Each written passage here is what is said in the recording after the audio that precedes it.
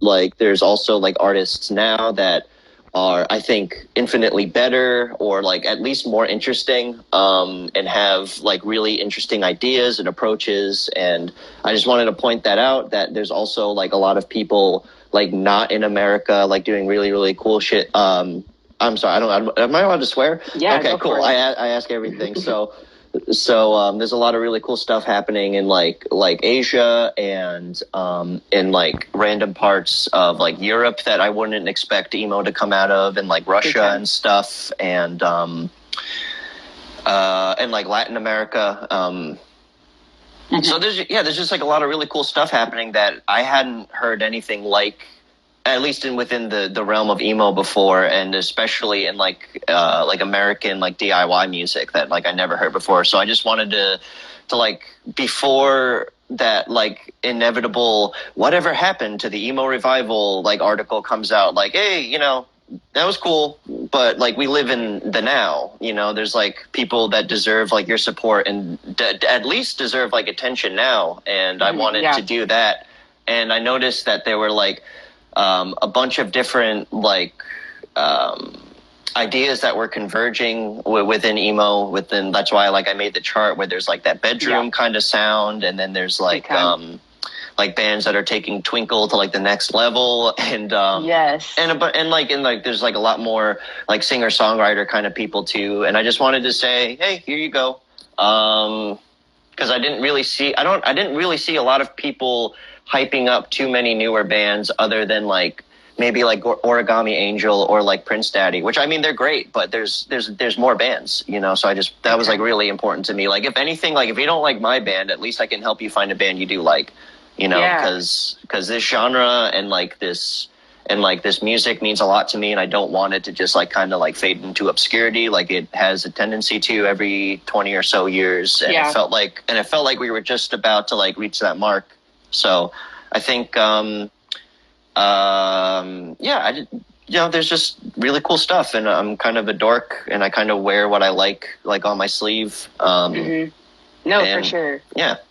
No, yeah. I mean, I feel like both the tweet and like the infographics that were posted along with it, and in addition to, I feel like both that tweet and then the playlist kind of work like as supplemental materials almost, and like, for sure, both like really put on like a lot of people to those bands that you said like aren't just the same emo bands that people are romanticizing, or like the big ones that like more people know about. So I mean, I can think of like, I remember when I heard that track that you have on the playlist by like Lingua Nada. They're sick. Like such an amazing track. Like the track, I mean, in my brain when I read it as like Surf Party, and I was like, this is so good. Like, so I'm like curious to know like what are some bands that are like the really interesting, maybe not as well known emo bands that you've been into lately, or even though if there are like certain records that you think more people should know about in the genre, like what are those for you, the bands or the records?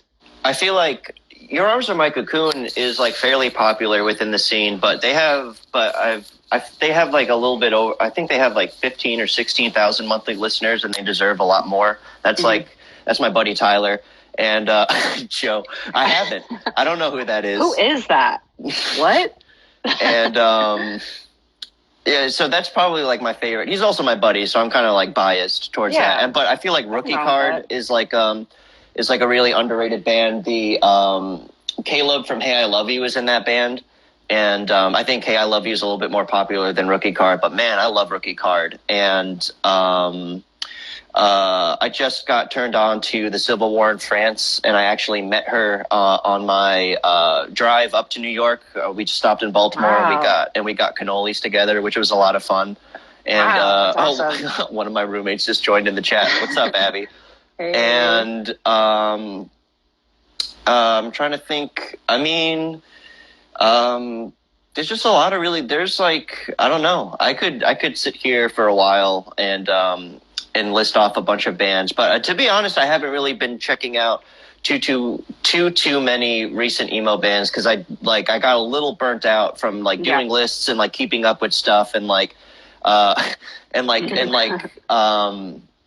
like listening to people's music, because like if I see you're in a band and like you follow us on like Instagram or Twitter, like I generally try to check it out, like unless like we get like a huge wave of like followers, which happens every now and then, which is kind of scary a little bit. But like every now and then, if I see like one rando is like a band, I'm like, oh, who's this? I'll check you out, and it's usually pretty good. For sure, that's awesome. And I mean, like I mean, of course, like you could go on about it, and like I love hearing about it. But I mean, I guess like, you know, like we can always like point people to the playlist or like, you know, even the tweet that, I mean, it's easy to find. Like if you just search like the anthology, I wish I could like paste the playlist link in, we'll post about it in our stories later, and for sure, you can like check out the playlist, 'cause it's like a great reference and also like a good intro point. Like if you're trying to just get like a broad overview of the genre, both American and like internationally. Yeah, definitely. I tried to stray from putting on like really big names on there because like everybody already knows about them. But like, I just wanted, there's like, if you just type in Fifth Wave into Spotify, there's a lot of really good playlists on there. And a lot of them, there's a couple of them that have actually just taken like my charts and my list and just added every single one, which I was like, holy crap. All right. There's like 40 hours of music on here. It's pretty intense. Yeah. So that's awesome. But for sure. That would be, nice. Making that playlist is fun. It's also, if you check out like my playlist, the anthology one, it's like you don't have to, but like I sequenced it in a way to where if you listen to it in order, I wanted it to sound like a record in and of itself. But you know, that's how I listen to it. So, but I'm like, I need to listen to things in order, like putting things on shuffle. But also nothing wrong if you do. But that's just how I personally go about navigating listening to stuff. So, and it definitely shows like just how it's sequenced and like how it flows. It's just great. So props. Oh my God, these comments are so funny. Oh my gosh. But yeah, I guess because, you know, I did want to keep this. I don't want to take up a bunch of your time, given even the technical difficulties. Thanks again for dealing with that. Yeah, no problem. I do want to talk about the newest record in our last little chunk of time. Okay. Because it's great. And it's gotten, I feel like everywhere I go that's talking about it is like saying how amazing it is. Like I have not, and I'm not lying, I haven't read anything that is talking about the record in a negative way. So y'all should be super proud of the new record. It's one of my favorites of this year. I feel like everyone should definitely check it out. Even if you're not into emo, just like it just has a lot that people can like latch on to or different points throughout the record. And it's a quick listen. Like, why are you not listening to it? But anyways, I do want to talk about, because one thing okay, I know that Home Is Where is kind of on TikTok, maybe. Yeah, sort of. Like, yeah, even when I go on TikTok and people, and like I run across like TikToks, because I remember like in June, a lot of people were posting TikToks about like their favorite records of the year so far. And a lot of people talked about the Home Is Where record, and people were commenting on the album cover and about how it's like the picture, or just like a reference to like the poltergeist that happened in the late 70s, like in London. But also it's like talking about like The Conjuring. So I'm just curious about like why, like what made y'all want to choose that as the album cover? I had no idea that there was a Conjuring movie on about the thing. Cause I'm like a horror junkie. Like I love horror flicks, but I don't really watch like too many like contemporary ones. Yeah, new ones. So I just kind of slipped my mind. So like I saw like the set of those photos and just something about it like really, really resonated with me. And like I looked up like what the heck is going on in this picture, and then I found out it was like from a poltergeist. It was like one of those those what are they called? It's like that. It's that couple that you know that paranormal investigators and stuff, and that was like a really big case for them. And I was like, I really didn't really connect too much to like the backstory of it, but like there's something about like these like the visual. There's like these girls that are like losing their minds like in there, or like one of them is like totally passive about this other girl, like going just crazy. Yeah, and like the song is about and like the record is about like these conjoined twins separated at birth, like who Mhm. like find each other again after a while. And so there, I just felt like there was like without it being like super overt, you know, and I felt like it connected with the like themes of the record, and like even like the color palette like felt right, like Big time. like it felt like those are the colors of the songs and like the patterns Yes. within them and stuff. Yeah, no, I can definitely attest to that. I mean, like, I feel like album covers really can like almost like make or break records a lot of the time, or if anything, like they really like enhance the whole album experience. And the album cover for I Became Birds definitely did that for me personally. So, especially what you were saying about the color palette, like I can definitely agree. And then I guess like compared to the 2019 EP, how was, I mean, you can compare it or you can kind of talk about it separately, but how was the making of the new record like different in terms of like how y'all made the EP in terms of like recording or songwriting, whatever you want to touch on? It was drastically different. Like it was on Our Mouths to Smile, we didn't play to a click at all. It was all like just Joe's timing and or our timing for the like like we like scrambled to find like horn like people to play other instruments and stuff, like mainly horns and stuff, and like people to do like gang vocals with us. And me and Trace wrote all of those songs like together, like in a room, like after we played like a few games of chess, and we would just like sit in a room by ourselves with an acoustic guitar and then work on like basically the bones of these songs, and then would take it to the band to add like muscle and skin to it and stuff. And for this record, I mean, I had been writing this record for years. Like, it's been a long time, like writing the words to this album, and I knew it was like time to work on it. So like there was like I wrote 2 songs by myself, which like Trace added like a few things to it, but mainly it was just he added like one extra little note to it or something like that, just to give it a little bit more spice. And we played we played to a click this time. We we really scrambled to find horn players. God bless West Meadows. I don't know what we would have done without them. They were a lifesaver towards the end, because if they said no or if they couldn't do it, because we went through like 5 or 6 horn players, and like through no fault of their own, they just couldn't do it. Like just stuff came up, or just life different happened. Obstacles happened. Yeah. Mm-hmm.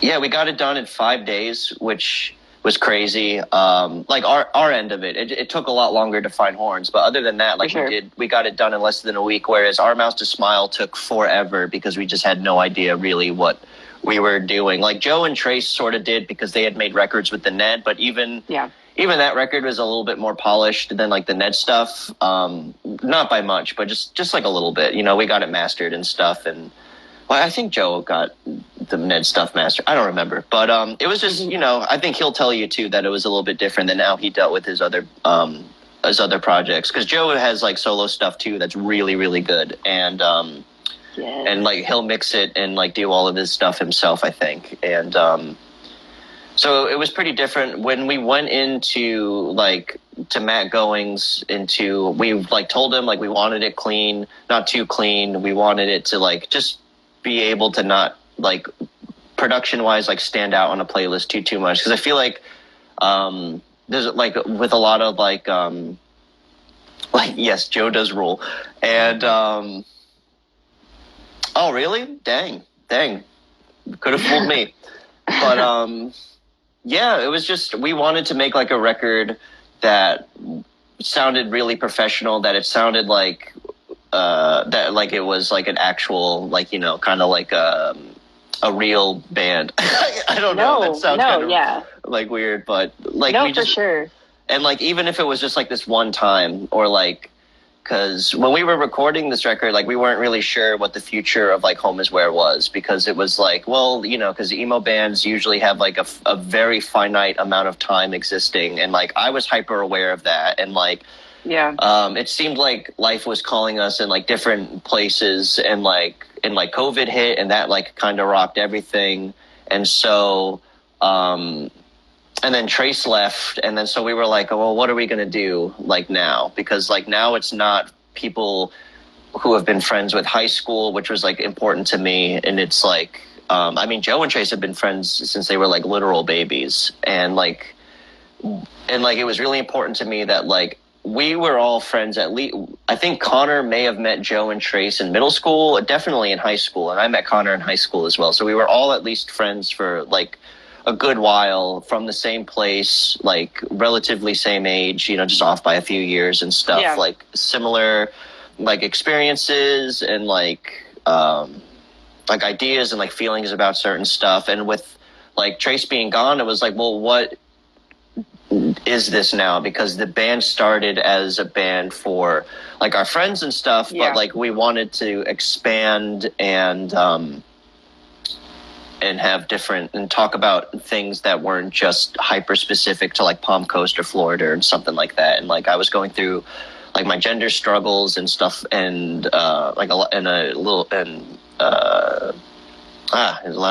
lost my train of thought for a second. I just wanted to do something like really grand and really big, and then if we called it a day, we end on like a really high note.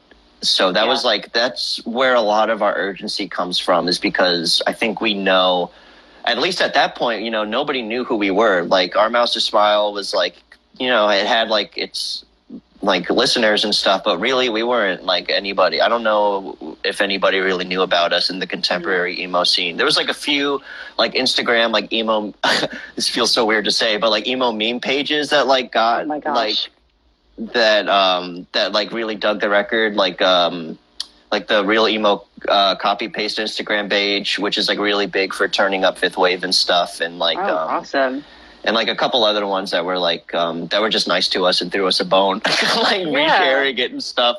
But like, we weren't like on anybody's like mind outside of Florida, I don't think, and barely even in Florida, So we were like, well, what do we do? Do we just call it a day here? Do we try to replace Trace? Do we do like something like totally different? Do we even want to be in a band anymore? Because we were starting to feel kind of burnt out from everything right before COVID hit. So it was like, and then thankfully like Tilly stepped up and was like, I'll play in this band, and working with her has been like amazing. Yes, like we have, shreds.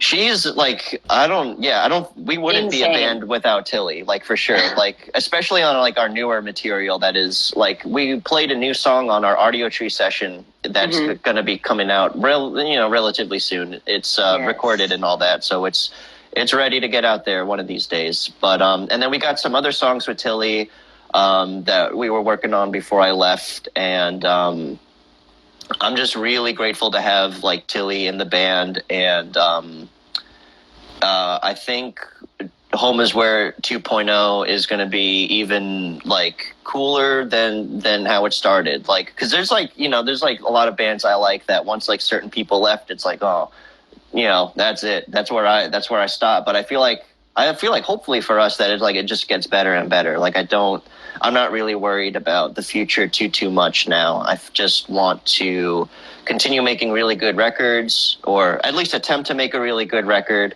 and just make friends, play shows. I just want to have fun and